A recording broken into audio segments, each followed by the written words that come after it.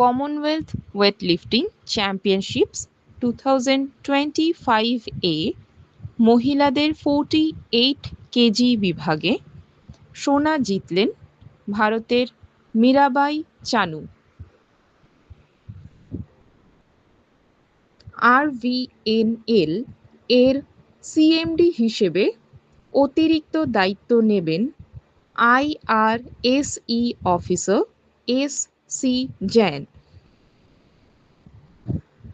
2031 সালের মধ্যে ভারতে 70,000 কোটি টাকা বিনিয়োগ করবে সুজুকি।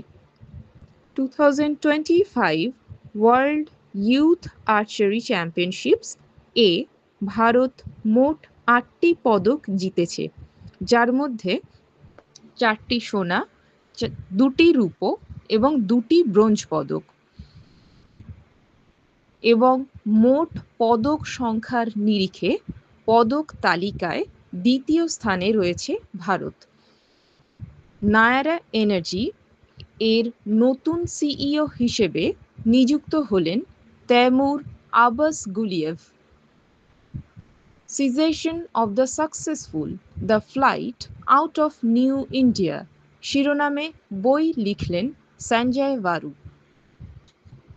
গৃহাম হাউজিং ফিন্যান্স এর এমডি এবং সিইও হিসেবে নিযুক্ত হলেন Arjun Chowdhury. First international Pali conference অনুষ্ঠিত হল শ্রীলঙ্কার ক্যান্ডিতে। নিউ দিল্লিতে hockey men's Asia cup 2025 trophy উন্মোচন করলেন কেন্দ্রীয় যুব এবং ক্রীড়া মন্ত্রী শ্রী মনসুখ মান্ডাভিয়া। সম্প্রতি আইপিএল থেকে অবসর নিলেন রবিচন্দ্রন অশ্বিন।